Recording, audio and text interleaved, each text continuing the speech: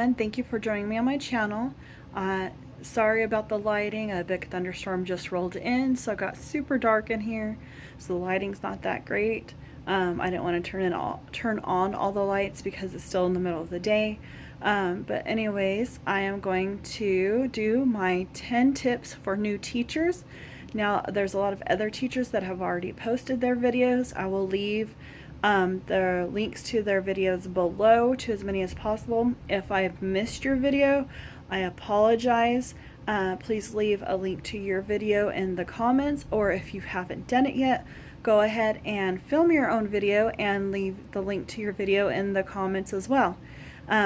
But I was debating on what my 10 tips were going to be, and I had way more than 10, but basically I boiled it down to 10 tips that will help you be less stressed. So I wrote them down so I won't forget them. But number 1 is going to be flexible. You need to learn to be flexible. You might have made the greatest lesson in the world and you're about to get started on the big project and there's a fire drill. And by the time you come back in from the fire drill, it's time for them to go to the next class, or they're so hyper it's almost the end of the day and there's no way to calm them down. You're just going to have to go with it and postpone it to the next day, or there's a last minute assembly or something like that. There's always going to be something sometime, not all the time, but sometime, or there's going to be something you're going to need to be flexible about. 2 is learn to ask for help.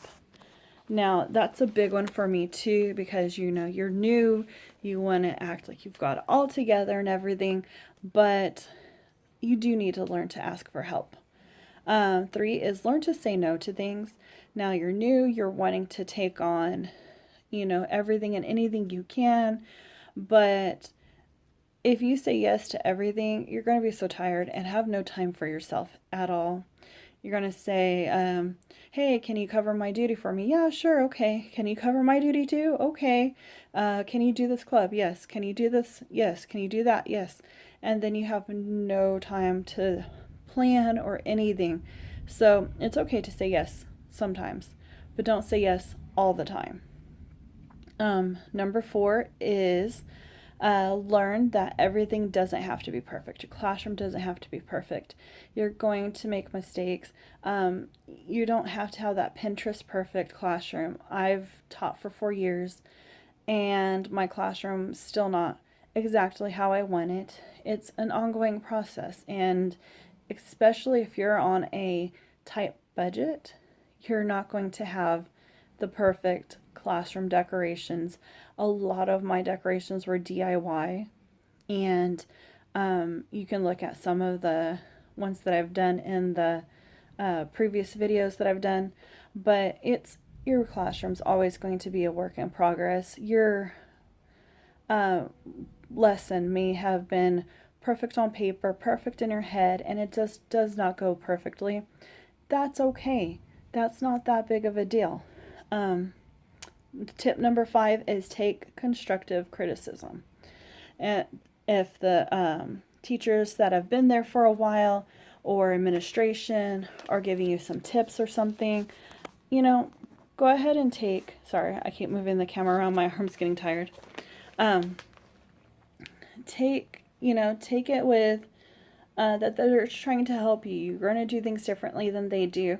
But, take it and consider it and see if it's something you actually need to take and work on or do differently.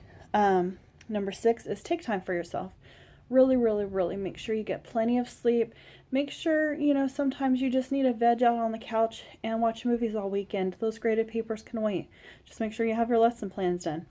But, you need time for yourself. You need time to read a book. You need time to just de-stress, decompress, sit at the beach, go to the lake, have dinner with your friends. Make sure you get plenty of sleep. I know I already said that, but I cannot stress that enough. There was not the first year teaching, well, actually take that back. The first 3 years I was teaching, I would get sick whenever it was break time. And it's because I would actually have a chance to rest and calm down. But on the 4th year of teaching, I made sure that I got plenty of rest so I wouldn't be sick during the breaks. And I actually was not sick during the breaks most of the time. Now, occasionally I'd get a cold or something like that, but I would make sure I'd get extra rest. I made sure that I was drinking plenty of water. So just make sure you're taking care of you. Tip number 7 is admit mistakes.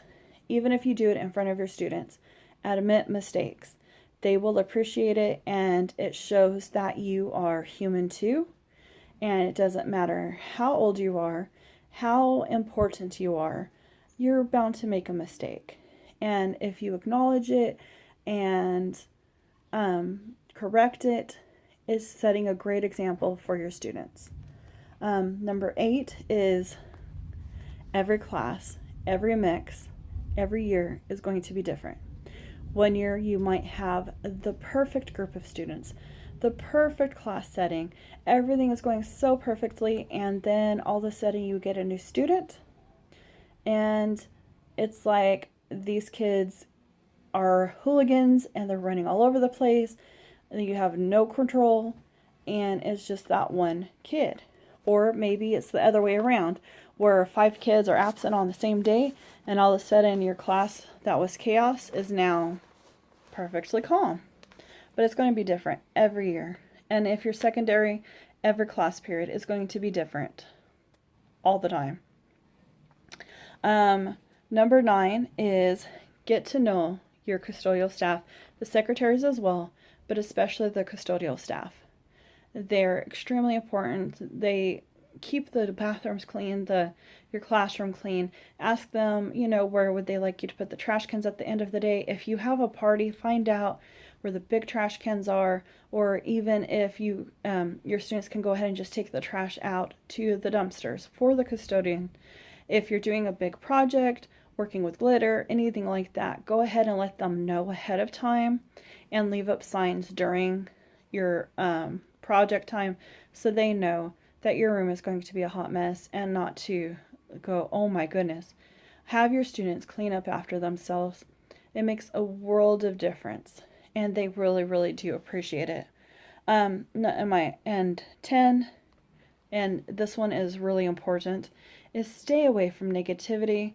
If you have coworkers that are constantly just down and negative about everything, about teaching, about the students, about this, that, or the other thing, you're going to end up having that negative attitude as well, and you're not going to enjoy teaching. This might mean that you have to eat your lunch in your classroom instead of in the teacher's lounge. That's okay.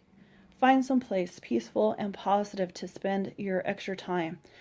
If you have to stay away from the teacher's lounge when those specific teachers or administration or custodians or anybody who's being negative constantly, just try to stay away from them. Try to stay positive, and maybe even your positivity can rub off on them. But just don't spend a whole lot of time, because the negativity will get to you and it is kind of contagious. So that is it. And like I said, I had way more than 10 tips, but I figured between all the videos with the 10 tips for new teachers, you guys were going to get everything else I was going to eventually touch on. And if you guys want another video of the other tips that I have for you guys, let me know in the comments below, and I would be glad to go ahead and make another video with other tips. So thank you again for watching. Hope you have a great day, and God bless. And if you like this video, please leave a like, a comment, and subscribe.